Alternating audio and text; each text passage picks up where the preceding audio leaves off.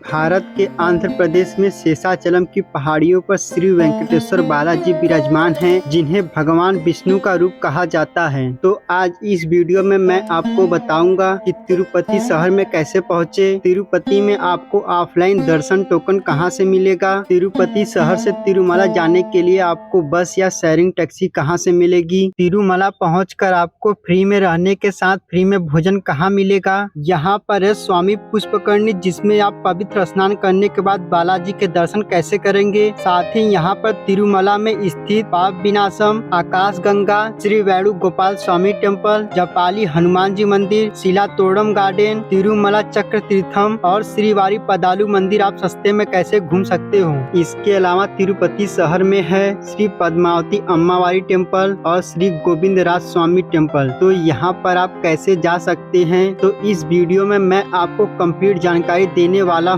तो यह वीडियो अंत तक जरूर देखिएगा, क्योंकि यह वीडियो आपको तिरुपति यात्रा में बहुत ही काम आने वाला है। तिरुपति पहुँचने का सबसे सस्ता और अच्छा मार्ग है ट्रेन से। अगर आप ट्रेन से तिरुपति आ रहे हैं तो तिरुपति में है तिरुपति रेलवे स्टेशन। लगभग बहुत शहरों से सीधी ट्रेन मिल जाती है। तिरुपति रेलवे स्टेशन के सामने बना है विष्णु निवासम, यहाँ से आपको दर्शन के लिए टोकन मिलता है। इसके अलावा आपको अल्लीपिरी बस स्टैंड के पास भूदेवी कॉम्प्लेक्स में और तिरुपति के मुख्य बस स्टैंड के पास श्रीनिवासम में दर्शन टोकन मिलता है। मैंने भूदेवी कॉम्प्लेक्स से SSD टोकन यानी स्लॉटेड सर्व दर्शन टोकन लिया, जिसमें मुझे लगभग 4 से 5 घंटे का समय लग गया। टोकन लेने के लिए प्रत्येक व्यक्ति को अपने आधार कार्ड के साथ यहाँ आना होगा। यहाँ पर आधार कार्ड के सत्यापन के बाद आपको टोकन जारी किया जाएगा। टोकन में हमें दर्शन करने का डेट और टाइम दिया जाएगा। यहाँ पर एक ऐसी मान्यता है कि तिरुपति बालाजी के दर्शन करने से पहले आपको श्री पद्मावती अम्मावारी मंदिर में दर्शन करना होता है। श्री पद्मावती अम्मावारी जाने के लिए तिरुपति रेलवे स्टेशन से मात्र 20 रुपए की बस मिल जाएगी, जो आपको सीधे मंदिर के सामने पहुंचा देगा। पौराणिक कथाओं के अनुसार देवी पद्मावती पद्म सरोवर नामक पवित्र पुष्करणी में एक सुनहरे कमल में प्रकट हुई थी। देवी पद्मावती केवल सौंदर्य और संपन्नता की देवी नहीं थी, बल्कि करुणा, प्रेम और तपस्या की प्रतिमूर्ति भी थी और आगे चलकर भगवान तिरुपति बालाजी की पत्नी बनी। यहाँ पर दर्शन करने के बाद अब हम वापस तिरुपति रेलवे स्टेशन बस से आ जाएंगे। तिरुपति से तिरुमला जाने के लिए विष्णु निवासम के सामने से बस मिल जाती है, जो हमें तिरुपति से तिरुमला पर्वत ले जाती है, जिसकी दूरी लगभग 22 किलोमीटर है। अगर आप अपने व्हीकल से आना चाहते हैं तो आप जा सकते हैं, पर आपको रात के 12 बजे से सुबह के 3 बजे तक व्हीकल अलाउड नहीं रहता तिरुमला जाने के लिए। इसके अलावा आप 2 रास्तों से पैदल ऊपर जा सकते हैं। पहला है श्रीवारी मिट्ठू के रास्ते आप जा सकते हैं, जो छोटा है, इसमें 2 घंटे की खड़ी चढ़ाई है। दूसरा रास्ता है जो मैंने चुना है, अल्लीपिरी मिट्ठू के रास्ते।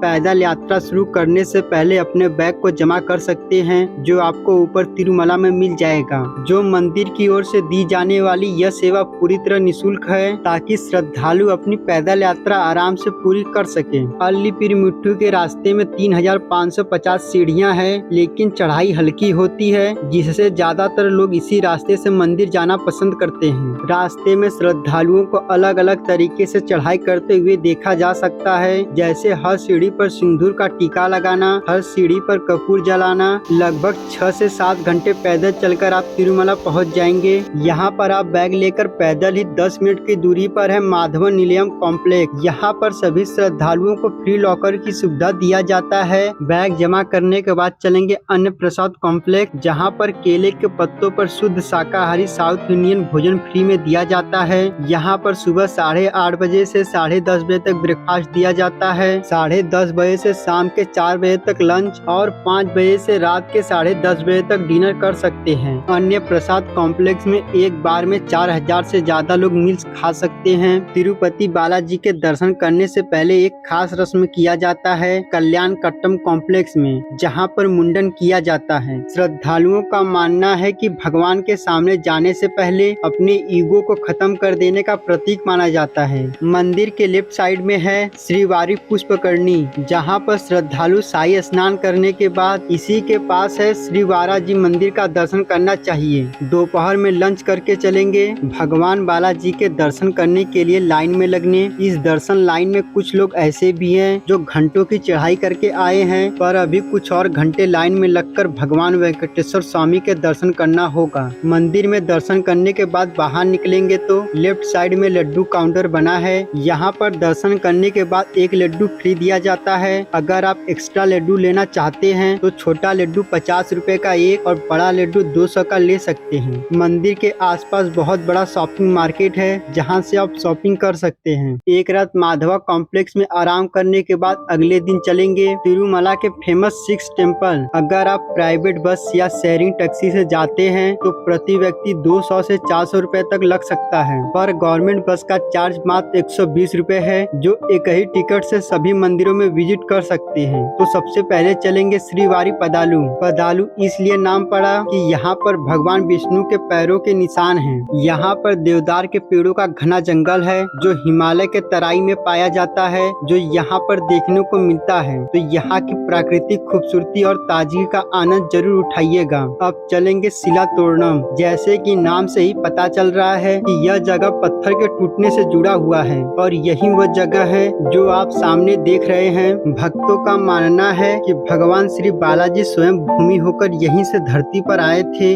भूवैज्ञानिकों के मुताबिक प्राकृतिक रूप से बनी यह दुनिया की तीसरी ऐसी घटना है जब चट्टानें इस तरह की आकृति लेने लगती हैं। शिला तोरणम के पास में है चक्र तीर्थम। यहाँ जाने के लिए कुछ सीढ़ियाँ नीचे उतर कर जाना होगा और यहाँ पर नीचे चक्र तीर्थम बना हुआ है। यहाँ पर आपको नेचुरल रूप से बने पत्थर देखने को मिलेगा। अब चलेंगे तिरुमला में स्थित पवित्र और प्रसिद्ध तीर्थ स्थानों में से एक है पाप विनाशम। पुराणों के अनुसार इस तीर्थ में स्नान करने से भक्तों के पाप धुल जाते हैं और स्नान करने के बाद यहीं पर श्री गंगा देवी अम्मावारी टेम्पल में दर्शन जरूर कीजिएगा। यहाँ पर लगभग सभी मंदिरों के बाहर छोटे छोटे दुकान मिल जाएंगे जहाँ पर आपको पूजा की सामग्री मिल जाएगी। 6 मंदिरों के लिस्ट में यह है चौथा मंदिर आकाश गंगा। यहाँ पर श्री अंजना देवी और श्री बालंजस स्वामी मंदिर है। दोस्तों, इस आकाश गंगा से तिरुपति बालाजी का अभिषेक करने के लिए पानी लेकर जाया जाता है। अब चलेंगे 5वें मंदिर जो भगवान श्री हनुमान जी को समर्पित है।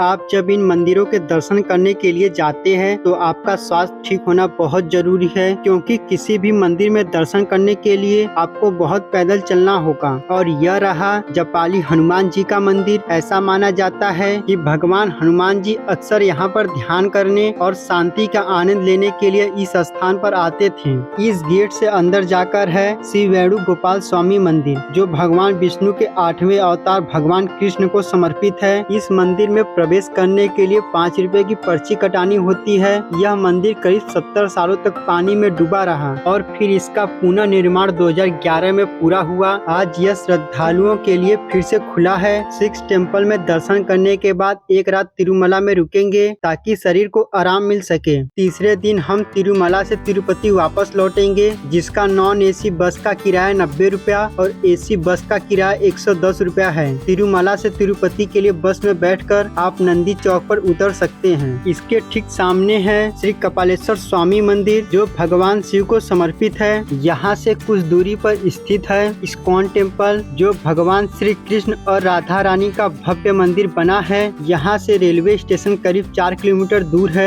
जो हम बस से जाएंगे। रेलवे स्टेशन से 100 मीटर की दूरी पर स्थित है एक और प्रमुख मंदिर गोविंद राजा स्वामी मंदिर। यह मंदिर भगवान वेंकटेश्वर बालाजी के बड़े भाई का माना जाता है। इस मंदिर के द्वार पर बना है एक भव्य गोपुरम जो दूर से दिखाई देता है। यहाँ पर दर्शन करने के बाद हमारी तिरुपति की यात्रा पूरी होती है। अगर आपको यह वीडियो पसंद आया हो तो इसे लाइक जरूर करें और कमेंट में बताएं आप कब तिरुपति बालाजी के दर्शन के लिए आने की योजना बना रहे हैं। फिर मिलेंगे एक नई जगह एक नई यात्रा के साथ। तब तक के लिए जय श्री वेंकटेश्वर।